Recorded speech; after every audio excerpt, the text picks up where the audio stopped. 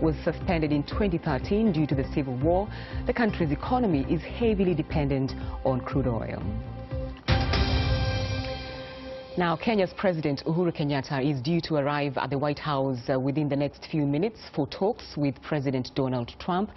Kenya is a key security ally for the U.S. in the fight against terrorism in the Horn of Africa. But the Trump administration is also keen to do more business with Kenya, which has seen in the recent years the rising influence of Chinese trade and investments. Trade was worth more than $1 billion between the two countries last year, and Kenya has been working hard to expand economic ties abroad and also within Africa.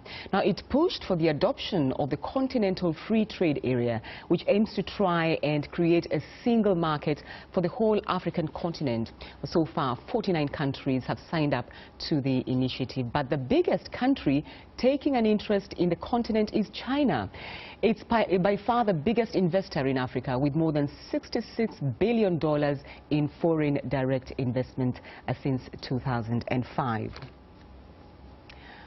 Well, joining us from Carolina is Grant Harris, the CEO of Harris Africa Partners. He was also the principal advisor to President Barack Obama on issues related to Africa between 2011 and 2015. Thanks for taking time to talk to us on the program.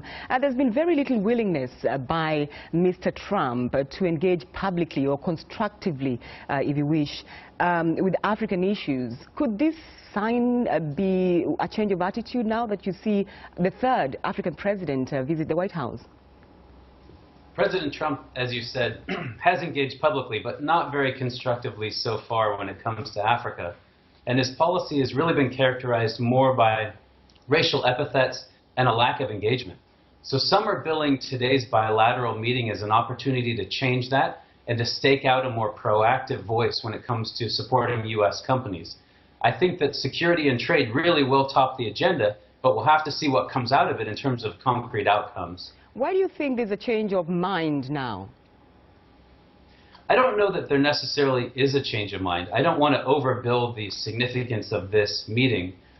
I think it's significant mainly because President Trump has engaged so little to date. In any other administration, this would be an important meeting, but people wouldn't be asking, will this signal a sea change in U.S. policy or a radical shift? I think today, though, there is an opportunity, as I mentioned, and President Kenyatta has clear goals.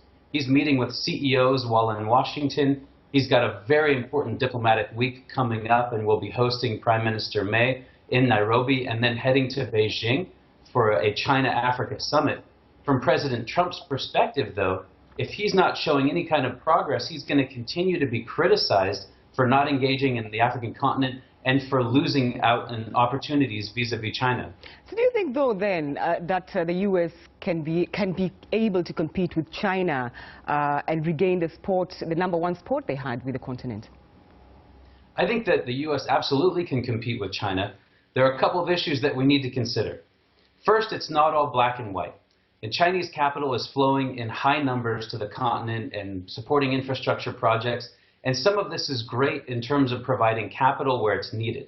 But there is a downside because much of this capital is not transparent, and much of it equates to really a debt trap for Kenya, for Djibouti, for other countries that are over-leveraged and then really subordinated to Beijing in terms of its priorities. That said, the United States has a lot to offer. Each of the African leaders that I talk to a person, want greater U.S. investment and want U.S. companies showing up more and more. And U.S. also is military cooperation and other advantages that can be quite beneficial to African states too. So I think the United States has very deep historical relationships that it can leverage and bring to bear, but it does need to step up and really become more active. Now, one of the main agendas for President Uhuru Kenyatta is the issue of trade. How should he approach the table now, given the fact that America is now more insular, looking inwards? If I was President Kenyatta, in the bilateral meeting that's taking place right now, I would lean forward and say, President Trump, do you understand that Beijing now holds more than 70% of the bilateral debt for Kenya and over 21% of Kenya's external debt? I think President Trump really needs to understand that there is a competition going on in terms of partnerships and levels of investment, and that as Kenya and other countries are increasingly beholden to Beijing, that's going to translate into political influence, into security cooperation, and other areas that really affect U.S. national security. So I think from President Kenyatta's interest, he really does need to diversify relationships. He's trying to do so. But from President Trump's standpoint, he needs to understand that there are immense economic opportunities on the continent and that China and other countries are much more active in seizing them. All right, Grant Harris, CEO of Harris Africa Partners, thanks for taking time to talk to us on Focus on Africa. Thank you. This is Focus on Africa from BBC World News. After the break, Peter will be here with all the sports news. Egyptian